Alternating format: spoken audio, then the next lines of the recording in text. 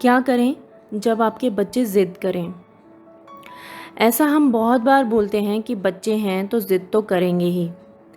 पर ऐसा हम तभी बोलते हैं जब किसी और का बच्चा ज़िद कर रहा होता है और हम उसे सलाह दे रहे होते हैं।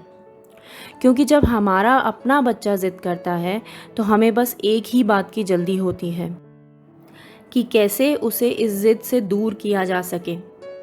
एक सिचुएशन लेते हैं। सपोज़ आपका बच्चा ज़िद कर रहा है कि उसे अभी ही बाहर जाना है।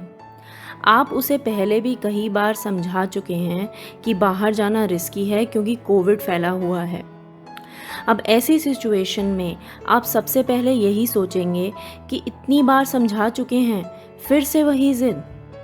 और ये सोचते ही आपका पेशेंस लेवल कम हो जाएगा क्योंकि आप एक्सपेक्ट कर रहे थे कि इतनी बार समझाने के बाद ये ज़िद फिर से नहीं आएगी, पर ये तो फिर से आ गई, तो आपको गुस्सा आएगा ही। अब जैसे जैसे बच्चे की ज़िद बढ़ेगी तो उसका बिहेवियर ख़राब होना शुरू हो जाएगा। वो गुस्सा होगा, हो सकता है कि चीज़ें इधर उधर फेंकना शुरू कर दे या फिर दरवाजे के पास जाकर रोना शुरू हो जाए। आप प्यार से समझाने की कोशिश करेंगे पर उसके हाइपर होने की वजह से वो कुछ सुनेगा नहीं और आपका गुस्सा और बढ़ जाएगा। तो अब ऐसी सिचुएशन में क्या करना चाहिए? देखिए, सिचुएशन तो समझाने से ही सॉल्व होगी। बस हम एक गलती कर देते हैं समझाने के बाद। हम सोचते हैं कि बच्चा एकदम से समझ जाएगा और ज़िद करना बंद कर देगा, पर ऐसा होता नहीं है और होगा भी नहीं। क्या आपके साथ कभी ऐसा हुआ है कि आप कुछ करना चाहते हैं और सिचुएशन ऐसी आ गई कि कोशिश करने के बाद भी आप वो नहीं कर पाते? तो ऐसे में आप उदास तो होते ही हैं ना? और क्या ऐसा होता है कि किसी के समझाने पे आप एकदम से नॉर्मल और खुश हो जाते हैं और सब भूल जाते हैं? नहीं ना। तो ऐसा ही हमारे बच्चों के साथ भी होता है। हम चाहते हैं कि जब वो ज़िद कर रहे हैं तो हम उन्हें समझाएं और वो एकदम से समझ जाएं और ज़िद करना छोड़ दें। जब तक वो रोना या चिल्लाना या ज़िद करना नहीं छोड़ते, हम तब तक उन्हें समझाते ही रहते हैं। और जब हम देखते हैं कि इतनी देर समझाने के बाद भी बच्चा वैसे ही बिहेव कर रहा है, तब हम उन्हें डांटते या मारते हैं और कहते हैं कि इतनी देर से समझा रहे हैं ना, समझ नहीं आती क्या? ये सब करने की ज़रूरत ही नहीं।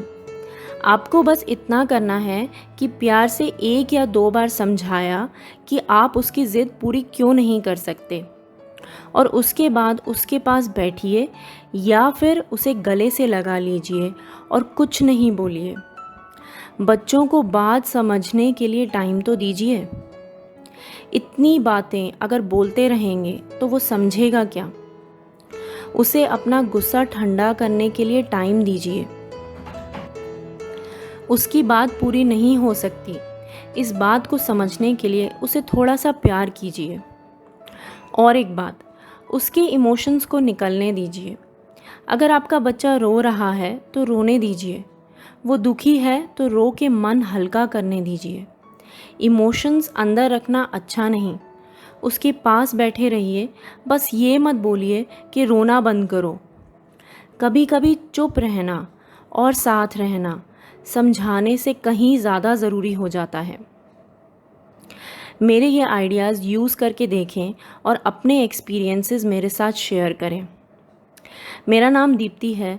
पिछले 3 सालों से मैं अपने channel journey of positive parenting के ज़रिए पेरेंट्स को ये बता रही हूँ कि हमारे पास बहुत अच्छे तरीके हैं जिससे हम बच्चों को बड़ा कर सकते हैं, अच्छी बातें सिखा सकते हैं और सक्सेसफुल बनने में उनकी हेल्प कर सकते हैं। ऐसे तरीक़ों से हमें उन्हें डांटने या मारने की ज़रूरत ही नहीं पड़ेगी। अगर आप भी ऐसे तरीके सीखना चाहते हैं तो आइए मेरे चैनल पे, और अगर आपको मेरे वीडियोस यूज़फुल लगें तो मेरे चैनल को सब्सक्राइब भी करें।